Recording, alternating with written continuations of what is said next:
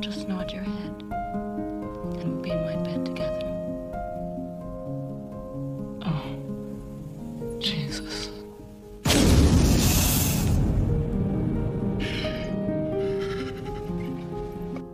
Any country you want.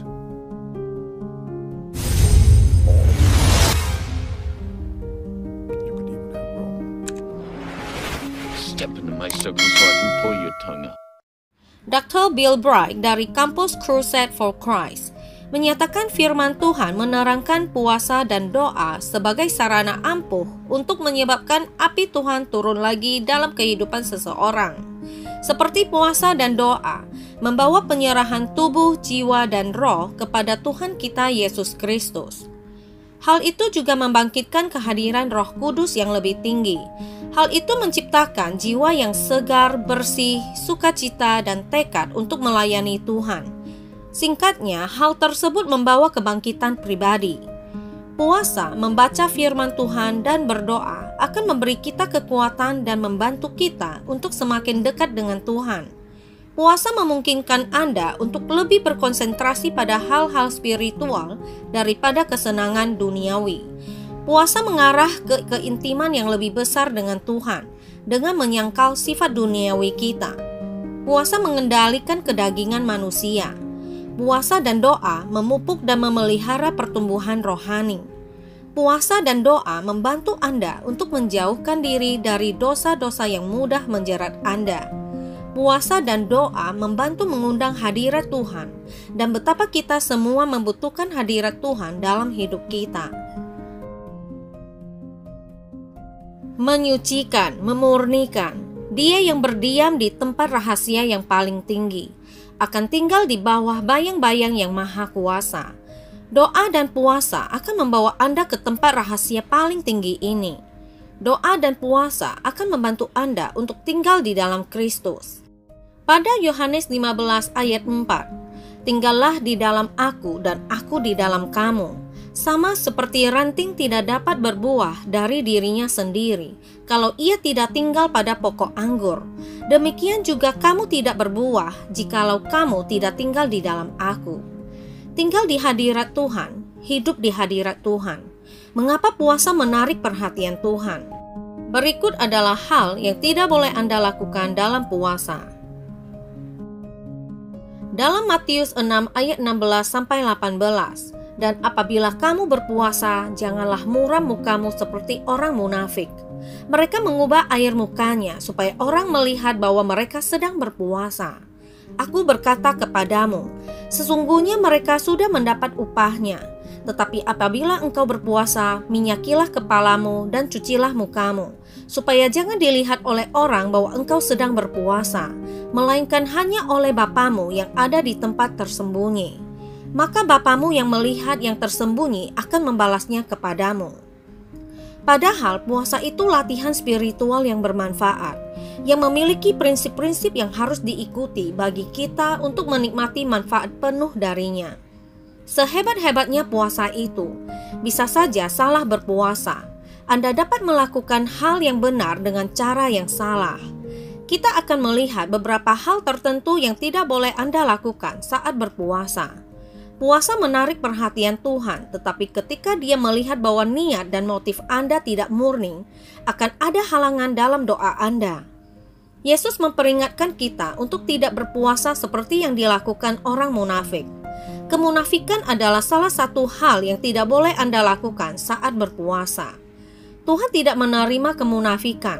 Ia tidak suka jika orang mencari kehormatan dari apa yang dimaksudkan untuk memuliakan Tuhan. Pertama, Yesus mencatat ketika Dia berbicara tentang puasa bahwa setiap orang percaya seharusnya berpuasa.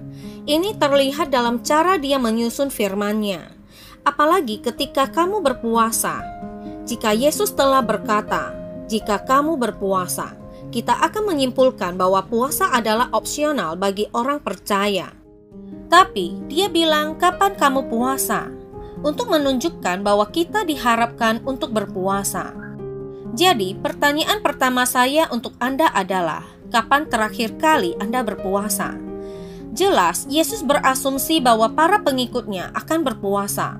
Lalu dia memberi kita prinsip yang benar yang harus mengatur puasa yang dapat diterima. Kita tidak boleh seperti orang munafik yang bermuka panjang, menjelekkan diri dan berusaha tampil di depan orang sebagai orang yang berpuasa untuk mendapatkan kehormatannya. Ketika Anda berpuasa supaya diperhatikan oleh orang-orang dan dihormati oleh mereka, Yesus berkata bahwa Anda telah menerima upah Anda. Orang munafik tidak menerima pahala puasanya dari Allah, melainkan pahala mereka adalah kehormatan manusia. Yesus memberikan kisah tentang seorang Farisi dan seorang pemungut cukai yang pergi ke bait Allah untuk berdoa. Orang Farisi itu membual di hadapan Tuhan bahwa dia berpuasa 2 kali setiap minggu dan bahwa dia memberikan 1/10 dari segala penghasilannya. Tetapi orang ini tidak pulang ke rumahnya sebagai orang yang dibenarkan Allah. Dia berpuasa sebagai orang munafik, sehingga dia memiliki alasan untuk bermegah di hadapan Tuhan. Jangan jadi orang munafik saat kamu berpuasa. Biarlah puasa Anda hanya diketahui oleh Anda dan Tuhan, yang kepada siapa Anda akan mencurahkan isi hati Anda. Tuhan melihatmu, Dia tahu kerinduan hatimu. Masalah utama di sini adalah Anda harus mengatur motif Anda dengan benar. Apakah Anda berusaha untuk menerima pemujaan dari orang lain bahwa betapa sucinya Anda? Saat Anda berpuasa, apakah Anda memberitahu seluruh dunia? Apakah Anda menulis kicauan Anda di Twitter tentang hal itu? Memposting di media sosial tentang puasa Anda untuk mendapatkan suka? Atau supaya orang bisa mengelus ego Anda yang sedang tidak berpuasa, yaitu mengelus-elus harga diri Anda ketika orang-orang munafik menerima kekaguman manusia atas usaha spiritual tersebut. Mereka menerima semua upah yang akan mereka dapatkan. Anda mungkin harus memberitahu pemimpin spiritual Anda atau pasangan Anda tentang puasa Anda yang tidak membuat Anda munafik. Yang akan dinilai Tuhan adalah kondisi hati Anda dan motif di balik puasa tersebut. Jika Anda berpuasa secara diam-diam kepada Tuhan, Dia akan memberi Anda pahala secara terbuka di hadapan orang lain. Tetapi jika Anda berpuasa untuk dipamerkan di depan umum, Tuhan tidak akan menyetujuinya. Dalam Yesaya 58 ayat 3-5, mengapa kami berpuasa dan engkau tidak memperhatikannya juga? Mengapa kami merendahkan diri dan engkau tidak mengindahkannya juga?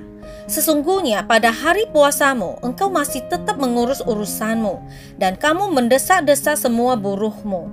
Sesungguhnya kamu berpuasa sambil berbantah dan berkelahi, serta memukul dengan tinju dengan tidak semena-mena. Dengan caramu berpuasa seperti sekarang ini, suaramu tidak akan didengar di tempat tinggi. Sungguh-sungguh, inikah berpuasa yang kukehendaki, dan mengadakan hari merendahkan diri. Jika engkau menundukkan kepala seperti gelagah dan membentangkan kain karung dan abu sebagai lapik tidur. Sungguh-sungguh, itukah yang kau sebutkan berpuasa, mengadakan hari yang berkenan pada Tuhan. Sungguh banyak orang percaya yang menjadi korban kesalahan puasa ini. Kita tidak harus melihat puasa sebagai momen untuk menyiksa diri sendiri dan menjadi tidak sadarkan diri secara tidak normal, sehingga kita dapat memperoleh persetujuan Tuhan, dan inilah yang dikatakan dalam Yesaya 58. Orang-orang ini tidak berpuasa dengan hati yang benar dan melakukannya hanya sebagai ritual kosong. Jika Anda berpuasa tanpa hati yang taat, Anda tidak melakukan apa-apa selain ritual dan mogok makan. Puasa yang tidak menaati firman Tuhan tidak diterima Allah. Orang-orang yang berbicara dalam Yesaya 58 pasti berpuasa untuk kebutuhan mereka. Tapi kebutuhan egois seperti, Tuhan, bantu aku memenangkan argumen ini. Tuhan, bantu aku mengalahkan orang ini.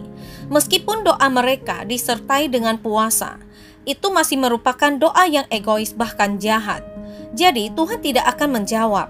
Anda tidak akan pernah menemukan Tuhan ketika Anda berpuasa untuk keinginan jahat yang egois. Tuhan ingin membalas puasa kita. Dia suka ketika kita mendisiplinkan diri kita untuk menyendiri dengan Dia. Dia suka ketika kita menghargai Dia melebihi makanan fisik kita.